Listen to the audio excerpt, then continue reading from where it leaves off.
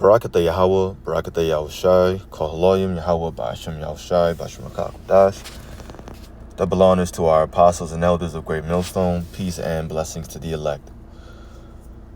I wanted to talk about this guy that came up this past Saturday. It was a Jake, and he believed that he was a Moor. On top of that, he just had a weird doctrine in terms of the things that he believed. And, of course, we proceeded to tell him the truth, what we believed his true nationality was according to his father, so on and so forth, right? He stayed up there for maybe a good 20 minutes, I'm guessing. And then at the very end, as he was leaving, then he says, "All right, brothers, thanks for the message. I appreciate it. Peace and love. It's all about peace and love," is basically what he was saying. And look, this is the thing, and this is why I'm making this video. You can come up and have a soft voice and, you can be listening and be attentive. Cool. But if you're going to go back and forth and basically try to combat the things that we say, especially if you come up talking about how you want to learn and, I guess, break bread, you got to understand it's not all about just love and this positive message and being optimistic. Peace and love, brothers. It's all about love and positivity. It's not all about that. And just because that's coming out of your mouth, it doesn't mean that you're saying the right thing. Because that's what we're about. We're about right versus wrong. We're about spreading the truth. That's it. Point blank, period. It's about the truth. It's about right versus wrong. That has nothing to do with what you believe to be positive or optimistic. No, all that is some BS. And people have it confused because they're used to this, Christianity doctrine where it's all love, nothing but love, love, love. Spread love. That's not what it's all about. Because we'll tell you that in the world to come, these Edomites are going to be your servants. And they're going into captivity. As a matter of fact, all the heathen are going into captivity. But to a lot of people, that's a negative message, brother. That's negative. That doesn't sound good. Servants, captivity, slaves. No, that's a positive thing, though. That's a good thing for the earth. It's a great thing to put these Edomites out of power and to have our enemies to be subject unto us. That's a positive message. You know what sounds negative to me? You know what sounds pessimistic to me? You telling me that for the next 30, 40, 50, 60 years, I have to live here in America, Babylon the Great, this land of our captivity, and I have to work a 9-to-5 job, and someone dictates how much taxes come out of my paycheck each and every single week or bi-weekly. That sounds crazy to me. Someone dictates when I have to wake up in the morning because I got to get to work at a certain time. Then I got to sit in traffic for who knows how long. And then my employer, my boss, has to tell me when I can take my lunch break and then how long I have to eat my lunch. That sounds like a negative message to me. But nonetheless, the elect are going to hear this gospel and understand that this is actually the true positive message and that we are speaking what's right according to the Most High and His only begotten Son anyway. So without further ado, I'm going to start here in Deuteronomy 30, verse 19. "I call heaven and earth to record this day against you, that I have set before you life and death, blessing and cursing. Therefore choose life, that both thou and thy seed may live." So this doctrine that we have from the Holy Spirit, from Yahweh Ba'ashem Yahushai, we're giving you an option. Look, this is about life and death here. And like I mentioned, it's not really an option on the higher level because the elect are going to hear it, and the elect were predestined to receive salvation anyway. But on a surface level, it's like, look, you either get down with this doctrine or you're choosing death. That's it, point blank, period. So we have to teach the truth. We have to teach what's right. It's not always about, oh, peace and love, positivity, brother. No, all that is some BS. Just what's true. That should be what you're seeking on a day-to-day basis. That's why we call this doctrine the truth. That's it. Let me jump over, because I got a few precepts. I'm not going to make this long at all. 1 John 3, verse 18, my little children, let us not love in word, neither in tongue, meaning not only in word or in tongue, because you can show love through the things that you're saying, right? But it says in deed and in truth.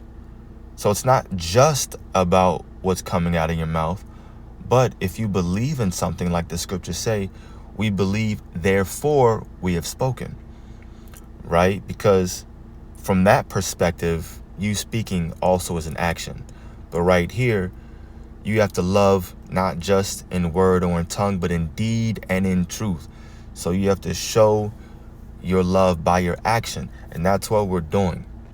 Out there on the highways and byways, we believe, therefore we wake up, we eat a proper breakfast. If it's hot, we make sure we're staying hydrated so that we have the proper amount of energy and mental capacity to be out there. We weather the storm, the different elements, and we're out there showing forth our belief by our actions. We're speaking out on the highways and byways. We're making these videos, and we're speaking the truth.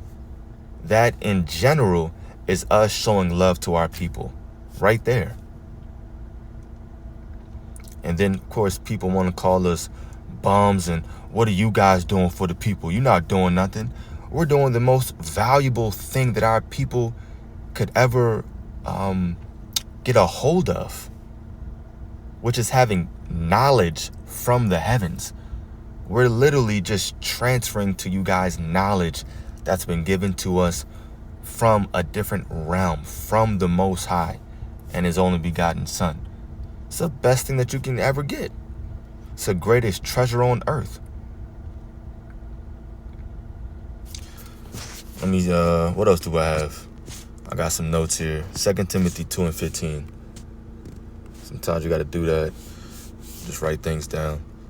2 Timothy 2 verse 15. Study to show thyself approved unto God, a workman that needeth not to be ashamed, and we damn sure aren't ashamed. Why would I be ashamed of what a 2/3 got to say? What a 2/3 thinks of me? A nigga that's going to die eventually. I'll just see you in the kingdom. I don't care about what you think about me on this side. We're going to speak the truth, and that's it, whether you like it or not. Doesn't matter what anybody thinks. So study to show thyself approved unto God. That's what it's all about. You having the Most High's approval, not man's approval. Don't give a damn about the views that we get, the people that scorn, the people that listen, the people that don't listen. Well, the people that listen, sure, right? But the elect out of that number that listen. That's all that matters. It says, a workman that needeth not to be ashamed, rightly dividing the word of truth, breaking it down properly, letting our people know exactly what the scriptures are talking about. What else I got? John 4 verse 24.